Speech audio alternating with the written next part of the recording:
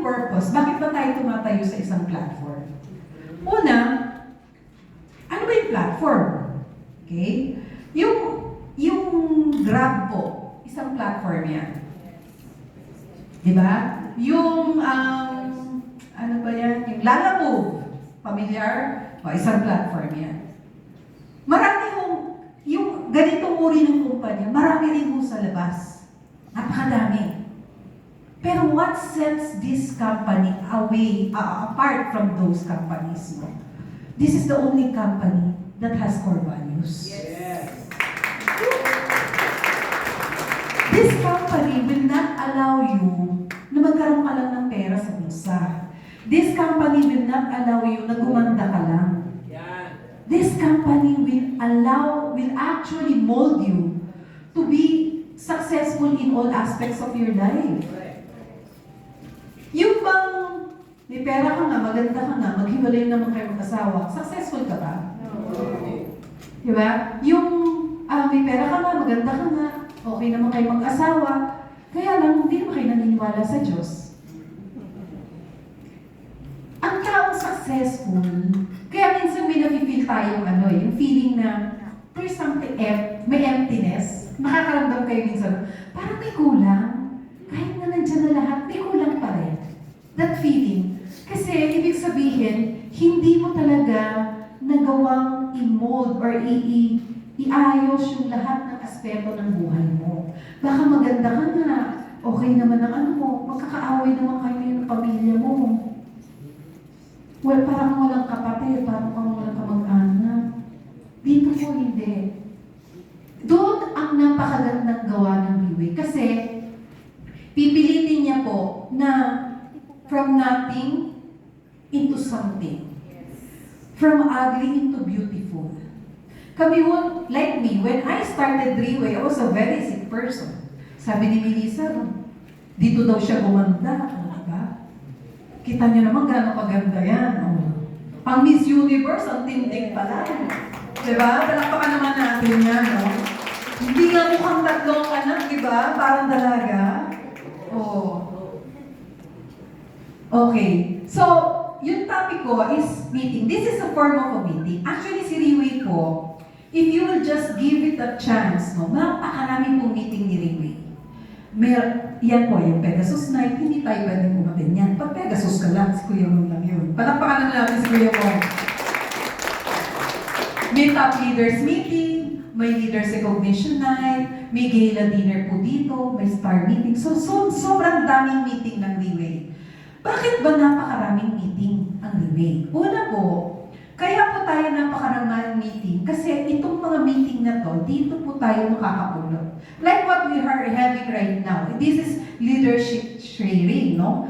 And this is a form of meeting. Gusto ko lang maintindihan nyo, pag may meeting po, may tatlong part yan. The pre-meeting, during the meeting, and after the meeting. Yung pre-meeting, ayan po yung time na nag-i-invite kayo. Yan yung time na paano yung follow-up nyo dun sa taas. Asan ka na? Asan ka na? Tumawid ka na ba? Ayan. Yan yung mga pre-meeting. Ako sa mga magsiseryoso, no? If you will just step into the platform of Leeway, ako I suggest, you be here before your guest come. Bawal po na mauna ang guest sa nag-invite. Ay, nag-sorry si ma'am. Sorry po. Bato-bato sa langit. Sorry naman. Wala akong pinatamaan. Why? Kasi, una, it is a form of showing how serious are you. Okay? Gano'n ko kasi, remember, this is a business. Yung product po ni Leeway, which is Portier, is just a bridge. But what you are into is a business. Okay? At sa negosyo, importante po that we value time. Because time is life. Okay? So kailangan, kaya kanina nung hindi pa nagsisimula, nararating ako. Ay ko kasi anong oras na, no? So medyo yung mindset natin, i-ano natin sa time. Kasi time, importante yan eh. It's one way of showing the people our respect, the time, no? Pangalawa po, before the meeting, okay? Before the meeting, share ko lang sa inyo ha, before po, nung unang-una pong sumali sa ganitong industry, not in this company, walang-wala din po ako noon.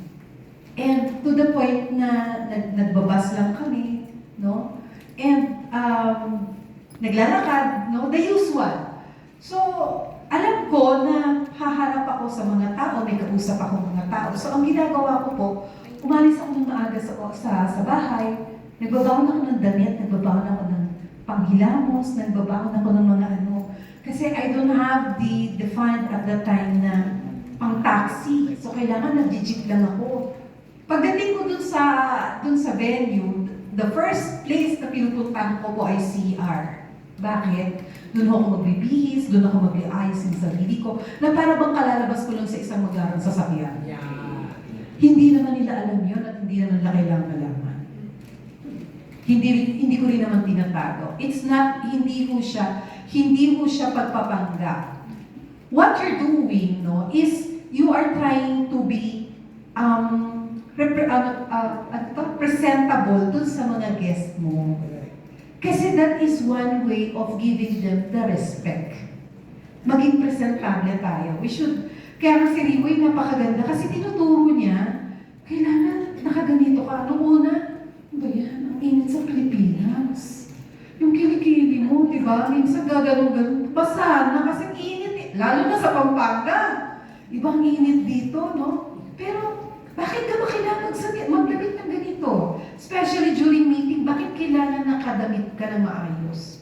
Kasi, remember, our product is high value. Correct. Hindi siya cheap. Kung ang binibenta niyo po ay BMW, at kayo ay naka-chinelas, naka-t-shirt, naka-pants na yung warak-warak na gano'n, tingin nyo, bibilisan nyo. You should be a reflection of your product. Kaya po kanya ng itsura nyo. Ang unang binibuild sa atin ni Riway is to look trustworthy. Kasi high-end yung product natin. Mahal siya. So kung hindi ka katiwa-tiwala at hindi ka naman niya ganun kakilala, malamang sa malamang alamang hindi ka makakabenta. Ha? So kaya yun po, yun ang dahilan kung bakit tayo nag-aayos. Para lang pa sa mga nagsisimula, lalo na doon sa mga first timer na nag-iisip, paano ko gagawin yan? Okay? So yan. Pangalawa po, during the meeting, tigilan niyo muna akong kadaldal. Pakita niyo dun sa guest niyo that you are also taking notes. That you are treating this business seriously. Kasi remember, whatever you're hearing right now, pupustahan po kayo bukas pagising nyo, 10% lang ang natandaan nyo. Malamang yung joke na lang. Yung the rest nakalimutan nyo na. Now, if you will be building your team here, ano yung isi-share nyo sa team kung wala kayong notes? Kaya importante po yun. Now, when you're attending a meeting, take time. No, take the courage. Kasi iba nahihiya pag nagno-notes. Hindi ko alam bakit, nakakahiya ba yun? Anyway, so nagno-notes, no? Dapat nagno-notes po tayo. We take that. So that's during the meeting. After the meeting, importante po, kinakausap niyo yung guest niyo. You introduce them to the people around. Bakit po? Hindi po sa lahat ng pagkakataon, nandito kayo. May pagkakataon na pupunta yung guest niyo, wala kayo. Kung wala siyang kilala, kawawa naman siya. No? So, let them be part of the family. Introduce mo, pakilala nyo sa mga tao, ipaalam mo sa kanya, saan ang cashier, sino yung nandun sa cashier, sino yung ano yung nasa, i-tour around nyo po, ipamit nyo sila sa mga tao dito. And I'll guarantee you, kahit sino pong leader ang i-approach nyo, introduce nyo yung guest nyo, wala pong tatanggi. Lahat po yan will be willing enough to help you, to assist you, lalo na kung magsasabi ka. Sabi nga nila, malaking bagay yung anak na makulit. Kasi maraming nakukuha. Kasi pag makulit ka, pengi naman. Di ba ganon? Pag yung nanay nakukulta, sige na nga, iyan na naman, hinig ka na lang. O, di ba? Kaya yung makulit, maraming nakukuha yun. Natatawanan sila, nakaka-relate kayo. O, totoo yun. Kasi yung kapatid kong makulit, yun ang maraming nakain eh. Ganon talaga yun. So, importante mo yung maging makulit ka. And remember, yung mga leader nyo, wala po yung bolang kristal na, ay, ano kaya iniisip niya? Wala ho. Kaya importante na marunong kang mag-express. You tell them, ano yung problem mo? You tell them na, ma'am, gusto ko sana mag-try. Kaya lang, wala akong pera eh. Or, ma'am, ganito, ganyan. I'm sure your leader will be ever willing enough, no, to assist you. As long as you say yes. It's always a matter of decision. Every day of our life po, nagde-decide ka. When you sleep, no? When you sleep, didesisyonan mo kung babangon ka o hindi. Pwede ka naman nandun ka lang sa kama. Tama? Pag nakabangon ka, didesisyonan mo, tatrabaho ba o hindi. It's always a decision. Now, whatever decision you do, that would have an effect on your future. Kasi kung ano po yung ngayon nyo, dinesisyonan po po yan kahapon, ilang araw, ilang taon. Ito result na lang. So kung sinasabi mo, pagod na ako sa kahirapan. May pagod ho ba sa kahirapan? Ay, mayaman kayong lahat. Ang sanaya naman dito. Mayaman kayo lahat? Okay? Meron ho ba pagod sa kahirapan?